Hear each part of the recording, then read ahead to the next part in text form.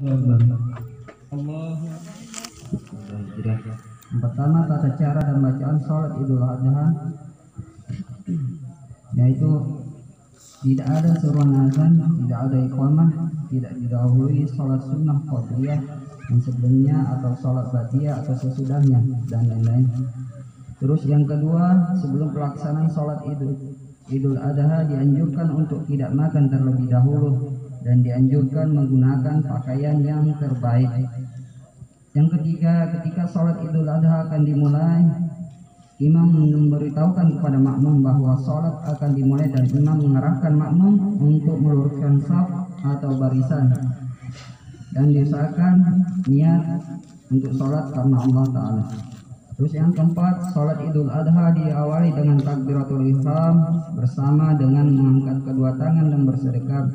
Selanjutnya takbir secara berturut-turut 7 kali dengan mengangkat tangan pada tiap kali takbir dan bersedekap seperti ketika takbiratul ihram. Yang kelima, membaca surat Al-Fatihah dan surat Al-A'la atau surat yang lain. Yang keenam, rukuk dan seterusnya sampai sujud kedua pada rakaat pertama. Yang ketujuh, berdiri dari sujud untuk melakukan rakaat kedua dengan melafalkan takbir dan mengangkat tangan seperti takbiratul ihram.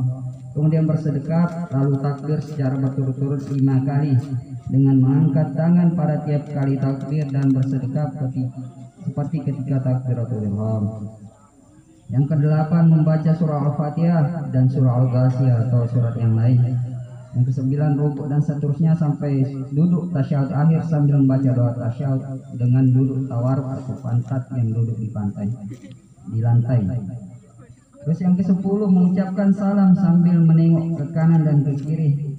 Yang ke-11, khatib berdiri menghadap makmum, selanjutnya menyampaikan khutbah meliputi salam pembuka, membaca tahmid, sholawat dan syahadat, menyampaikan nasihat takwa berdasarkan ayat Al-Quran dan Al-Hadis diselingi dengan takbir, membaca doa dan salam penutup. Demikianlah yang dapat kami sampaikan. Qawlan syadidah yuslih lakum a'malakum wa yaghfir lakum dzunubakum wa may yuti'illaha wa rasulahu faqad faza fawzan 'azima.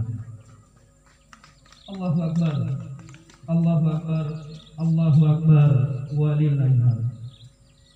Marilah kita bersyukur kepada Allah Subhanahu wa taala yang telah menganugerahkan kepada kita kesempatan dan kesehatan untuk melaksanakan sholat Idul Adha secara berjamaah, meskipun kita masih dalam situasi dan suasana pandemi. Bahkan di Kabupaten Bulungan di bulan Juli ini terdapat peningkatan kasus yang luar biasa, hampir 3,5 kali lipat dari bulan Juli. Tercatat saat ini lebih dari 1.421 kasus dalam 1 bulan. Itu artinya kita telah mencatatkan lebih dari 5.000 kasus di Kabupaten Bulungan, yang berarti lebih dari 3%. Satu angka yang sangat besar, dengan kematian atau tingkat kematian juga cukup besar. Ini yang menjadi keprihatinan kita, dan kita bersyukur mendapat kesempatan kesehatan dari Allah Subhanahu wa taala sebagai anugerah dan nikmat yang tidak terkira untuk bisa melaksanakan sholat Id secara berjamaah. Kita bisa bersujud di hadapan Allah Subhanahu wa taala. Marilah musibah ini kita dijadikan sebagai sarana untuk bertaubat, untuk bertaqarrub kepada Allah Subhanahu wa taala. Karena hakikatnya tidak ada satupun musibah, tidak ada satupun wabah yang menimpa kecuali atas izin Allah Subhanahu wa taala, apapun sebabnya. Sebagaimana Allah Taala berfirman di dalam surat At-Taghabun ayat 11, A'udzubillahi minasyaitonirrajim, ma asaba musibatin illa bi'iznillah. Tidak ada satu musibah pun yang menimpa kecuali atas izin Allah. Wa may yu'min billahi yahdi qalbah.